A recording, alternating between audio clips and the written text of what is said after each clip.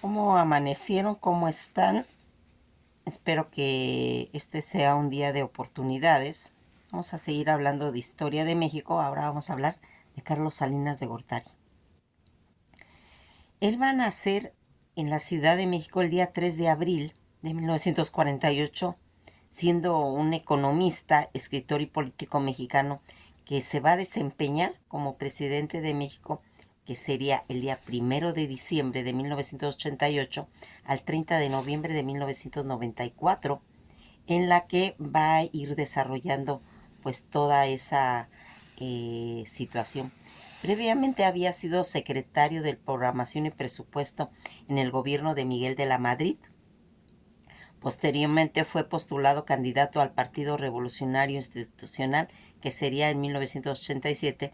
Resultó elegido presidente de México el día 6 de julio de 1988 en una elección controversial, ampliamente considerada como fraudulenta.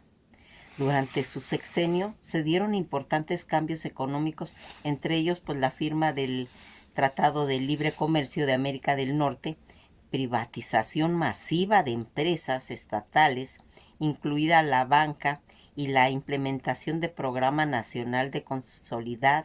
Además, se restauraron las relaciones entre Iglesia y Estado, se establecieron relaciones diplomáticas con la Santa Sede. En su sexenio se recordó por haber entregado los bienes nacionales al extranjero a través del Tratado de Libre Comercio. Además de una crisis económica y un aumento de índice delictivo nacional, fue el último presidente al que se le asignó una partida presupuestal cuyo gasto no estaba sujeta a comprobación, denominada comúnmente partida secreta. Sin embargo, en la administración subsecuentes a la suya, este tipo de gastos se había sido ejercido en la Secretaría del Estado con fundamento en el artículo 74 constitucional. Después de haberse retirado a la vida pública de su país al finalizar su sexenio, ha tenido apariciones públicas por invitaciones de instituciones, como es el caso de su ponencia dada en la Universidad de Oxford, en el Centro de Estudios Espinosa Iglesias y la Fundación de José Ortega y Gasset, así como el marco del 20º aniversario del Instituto Federal Electoral. Entre otras, actualmente vive con su segunda esposa, Ana Paula Lleral Rivero. El día 12 de mayo del 2009 se desató una polémica en torno a su persona y de la de su hermano Salinas de Gortari por las declaraciones de su antecesor, el presidente Miguel de la Madrid Hurtado, sobre el desempeño de Salinas de Gortari como presidente. Las declaraciones en las que al día siguiente se retractara el propio Miguel de la Madrid Hurtado incluían acusaciones de corrupción y narcotráfico, por lo que el expresidente se arrepentía de haberlo hecho su sucesor. A menudo se menciona que Carlos Salinas de Gortari, como el expresidente de México menos popular, de acuerdo con una encuesta nacional realizada en el 2005 por Parametría, el 73% de los encuestados dijo tener una imagen negativa de Salinas de Gortari y solo un 9% afirmó tener una imagen positiva del expresidente. En sus años de educación, en sus primeros años que él pues va a hacer en los años de sus primeros años en cuestiones de política, él va a nacer en la Ciudad de México el día 3 de abril de 1948. Sus padres fueron Raúl Salinas Lozano, que era senador y es titular de la Secretaría de Industria y Comercio en el sexenio de Adolfo López Mateos en 1958 al 64, y Margarita de Gortari Carvajal, profesora y perteneciente a una de las familias de gran prestigio en el ámbito cultural pues de la época. Su familia se encargó de guardar extremo celo de un delicado episodio de su infancia, pues dicen que mientras jugaba a la guerra, los niños Gustavo Zapata Rodríguez Raúl y Carlos Salinas, de 8, 5 y 4 años de edad, respectivamente, le dispararon con un rifle calibre 22 a una jovencita llamada Manuela, de 12 años, trabajadora doméstica de Salinas, y la asesinaron.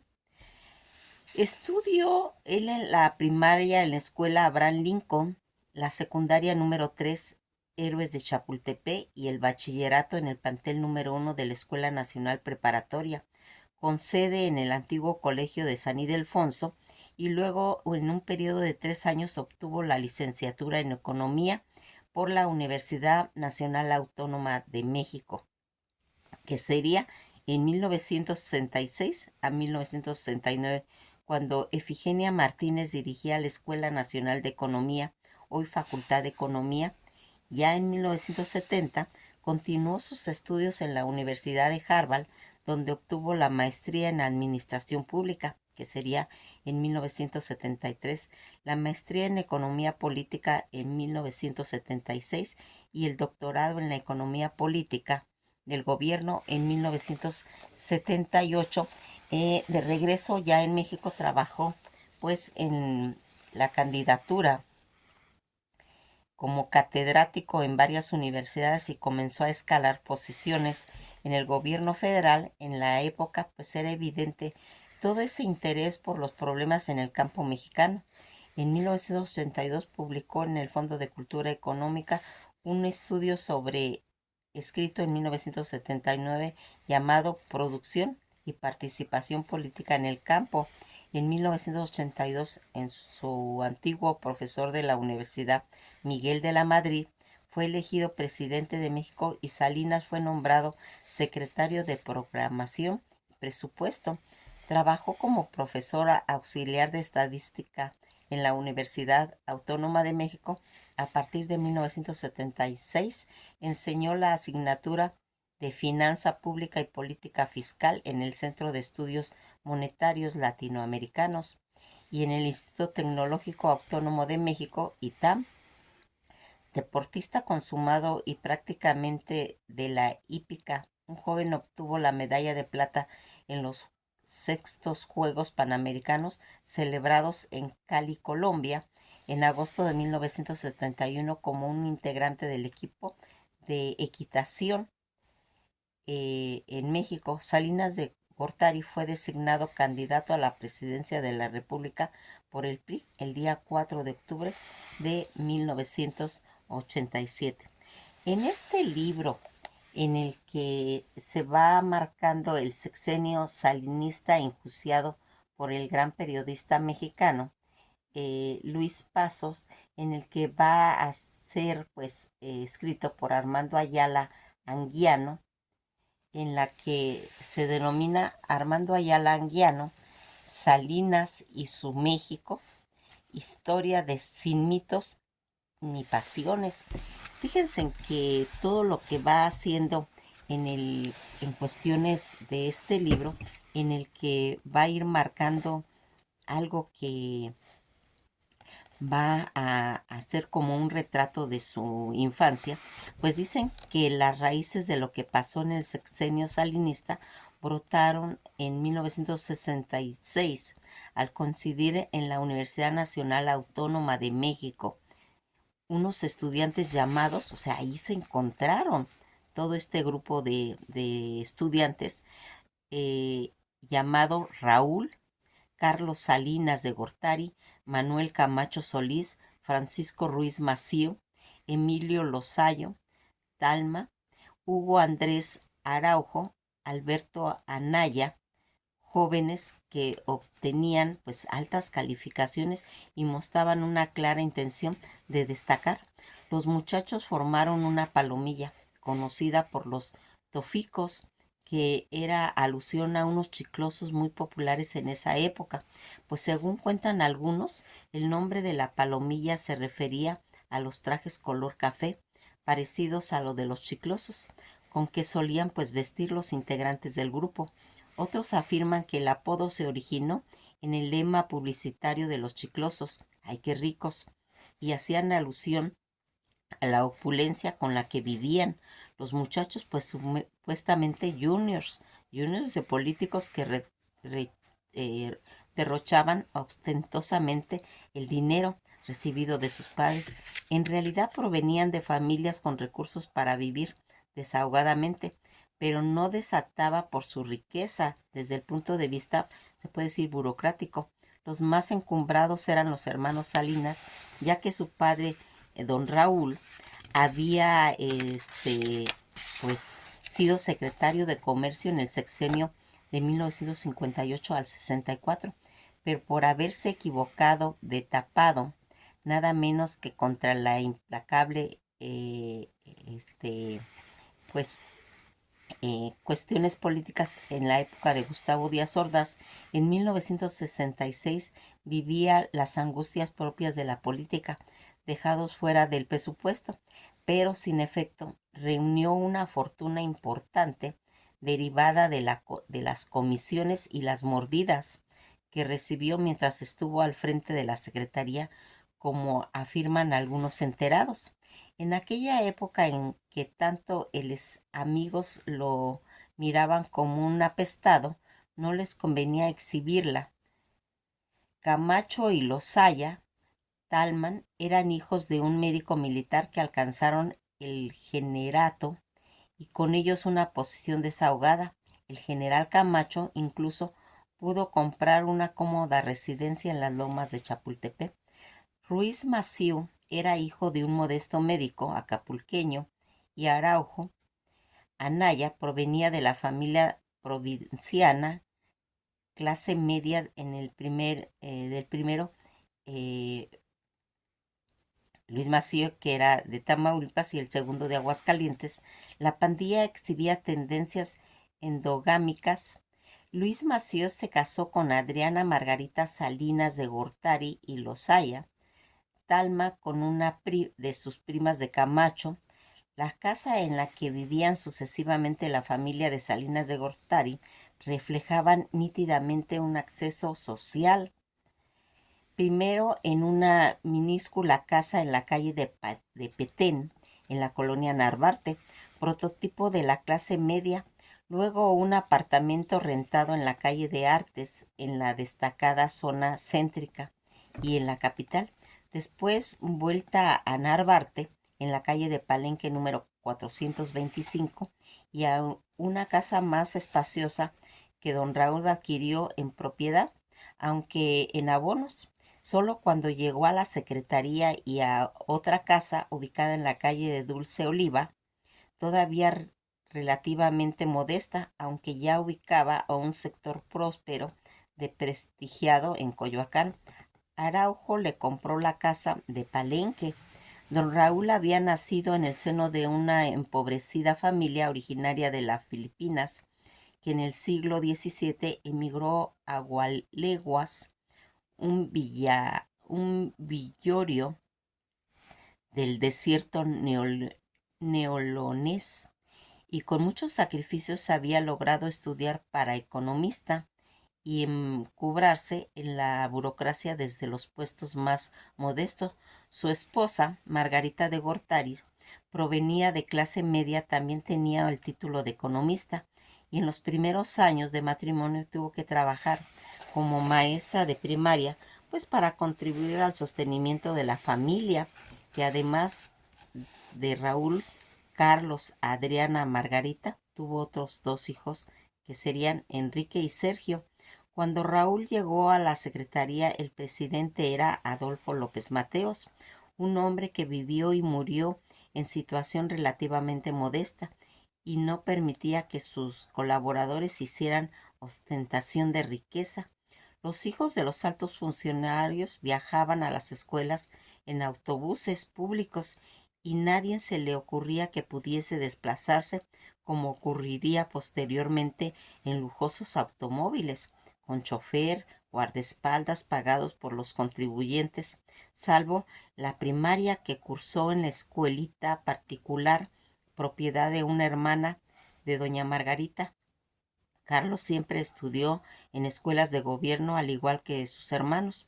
Doña Margarita, una matrona muy mexicanista y partidaria de la Revolución Mexicana, y don Raúl, muy neolenés, se propusieron aparentemente crear una familia de triunfadores y sometieron a sus hijos a férreos régimen de estudios intensos, muchos deportes, todas las diversiones posibles en los ratos libres y cero ociosidad. En los casos de Raúl, Carlos y Adriana y Margarita tuvieron éxito. En cambio, Enrique y Sergio nunca destacaron en ninguna actividad. Cuando vivían en las calles de Palenque, la familia sufrió la traumatizante experiencia del supuesto fusilamiento de una sirvienta, dejando al cuidado de Raúl, Carlos y un vecinito, que eso ocurrió en 1900, que en esa época ocurrió. Ya en 1988, al ser interrogado al respecto por la reportera de contenido Elsa R. de Estrada, don Raúl no pudo contener las lágrimas. A medias que crecía, Carlos Salinas recibió clases de natación, boxeo, primeros auxilios en las brigadas juveniles de la Cruz Roja, aprendió a tocar el piano y hasta dio conciertos en los que fueron aplaudidos por sus intervenciones, tanto de Mozart, Beethoven y Bach. Pasaba las vacaciones en Agualeguas y ahí le enseñaron a montar a caballo, briosos, y luego en la Asociación de Charros capitalina aprendió a hacer el paso de la muerte y a bailar el jarabe tapatío. Sus habilidades como jinete le valían ser reclutado para formar parte de los equipos mexicanos que participaban en diversos concursos hípicos celebrados en varias ciudades de Europa o en los Juegos Panamericanos en 1971, donde ganó una medalla de plata. Raúl y Carlos eran inseparables. Raúl, el mayor, alentaba al esmirriado Carlos para que no se dejara violentar por los chicos que se burlaban de sus grandes orejas. Carlos ganó incontables peleas a puño limpio contra muchachos más altos y robustos que él. A Raúl le enorgullecía contar que el astuto Carlitos, una vez que reñía con un grandulón, hizo creer al rival que se acercaba a la policía y lo descontó aprovechando el descuido. A finales de 1964, cuando Raúl terminó la preparatoria y Carlos la secundaria, ambos muchachos fueron enviados a conocer Europa y la recorrieron desde la URSS por el este hasta España por el oeste. Visitaron infinidad de museos, oyeron conciertos, durmieron en albergues de la juventud y al regreso ya habían decidido qué hacer con sus vidas. Raúl optó por estudiar ingeniería y Carlos economía. En la pared, sobre la cabecera de su cama, Carlos clavó el poema Youth de Rudyard Kipling, que sustancialmente decía: si puedes conservar fría la cabeza, cuando a tu alrededor todas las pierden y te cubren de reproches, tú serás la tierra y sus codiciados frutos, y lo más importante, serás un hombre, hijo mío. Carlos Salinas ingresó a la universidad en 1966 a la edad de los 18 años. Los tóficos formaron una especie de grupo estudioso para adentrarse en el conocimiento de la problemática nacional, puesto pues todos habían decidido emplearse en el gobierno, un grupo que se dividió en dos partes. Una, a la que se le podía llamar institucional, quedó integrada por Carlos, por Camacho y Ruiz Massieu y Lozayo Talman. En la otra, la izquierda, quedó Raúl, Araujo y Anaya, quienes eran ávidos lectores de Marx y se inclinaban a seguir las enseñanzas de Mao Zedong. Al producirse en 1988 los disturbios que culminarían con la matanza de Tlatelolco, los izquierdistas se sumergieron en las tareas de distribuir propaganda. enfrentándose a los granaderos y planear acciones guerrilleras para derrocar al gobierno. Los institucionales tuvieron la sangre fría de proclamar su filiación al PRI, aunque con ello se ganaran el repudio de la mayoría estudiantil, premeditadamente o no. Los tóficos habían adoptado una fórmula de amplio uso en camarillas que populaban en los países burocráticos, acopilaban cartas de todos los palos para que cuando las circunstancias pues les fueran favorecidas, se pues se puede decir beneficiaran a una de las partes. Esta puede ayudar a los desfavorecimientos y a la suerte, que de tal manera todos encontraban más facilidad para escalar toda esa pirámide de poder. Carlos Salinas inició su noviciato priista como ayudante de 1000 usos del diputado Gonzalo Martínez Corvala.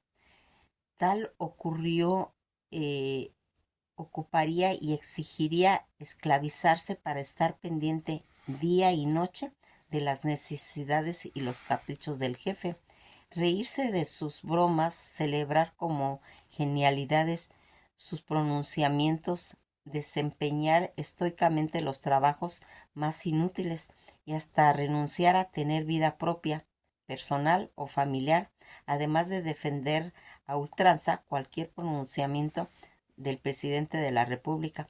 Por más absurdo que sea, en esta castrante experiencia se pierde por completo los escrúpulos, aunque gracias a ella el partido selecciona elementos después de llegar hasta la abyección con tal de que se le permita hacer una carrera política.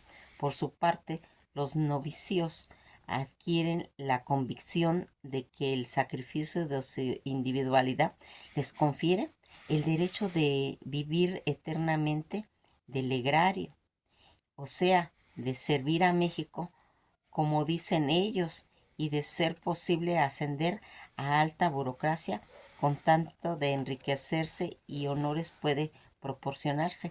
En 1971, Carlos Salinas presentó su tesis titulada Agricultura, Industrialización y Empleo, y fue dedicada a su familia y a los tóficos Manuel Camacho, Emilio Lozaya y a varios maestros.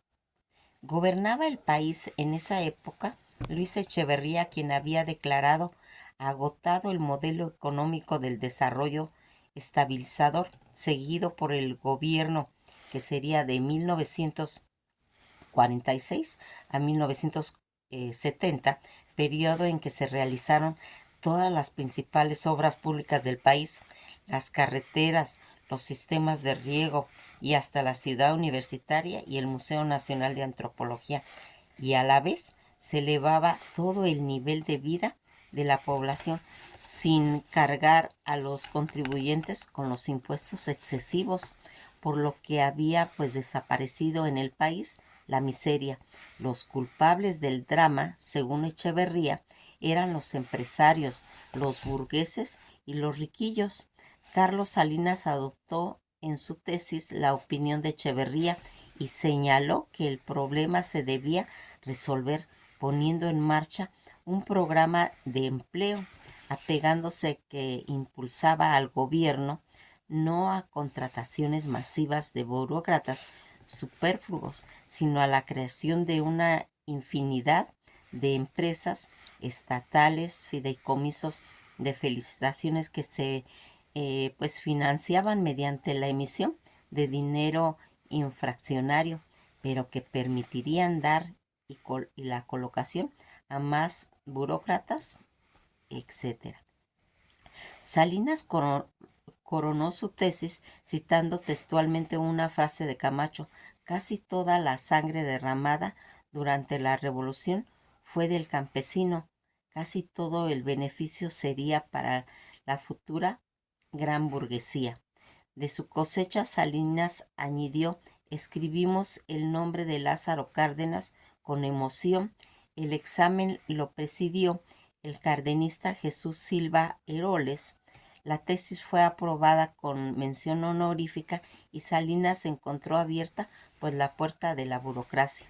Para entonces ya Manuel Camacho ya se había revelado con el principio politólogo de los toficos, que había ingresado al prestigioso Colegio de México y elaboraba una teoría que mencionó el honor de ser publicada en la revista Foro Internacional, pero según Camacho, la crisis de 1968, si bien dejaba márgenes para la supervivencia de los grupos gubernamentales, había desembocado en la creación del feudo financiero, industrial y comercial extranjeros de los medios de difusiones regionales y locales, que había acabado por la reducción la influencia del Estado y que impedían realizar un proyecto social cuyo fin último es dirigir conscientemente el desarrollo de la sociedad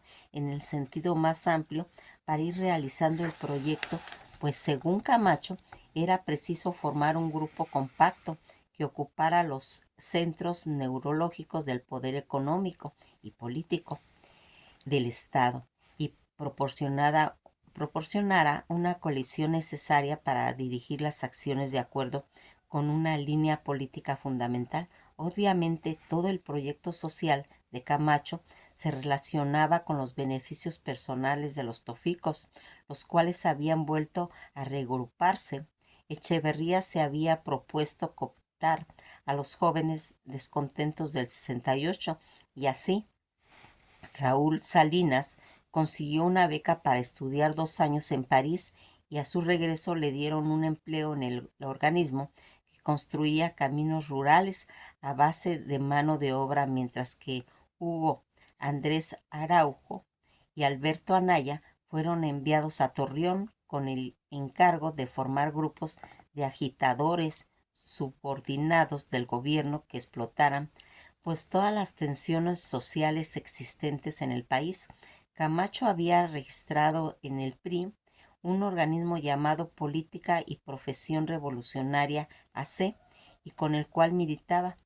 Los toficos, al formar el grupo compacto, Camacho pudo inspirarse en una infinidad de ocurrencias similares que había tenido otras palomillas estudiantiles a lo largo de la historia y que se encuentran sus principales antecedentes en las sociedades de socorro mutuo masónicas. Por supuesto, la mayoría de estas agrupaciones fracasan, otras llegan a realizar avances de pequeñas o de media importancia. La más notable, antes que surgiera el grupo compacto, fue la derivada del Pacto de Amistad, firmada en 1927 por varios jóvenes que en 1920 coincidieron en la Escuela Nacional Preparatoria.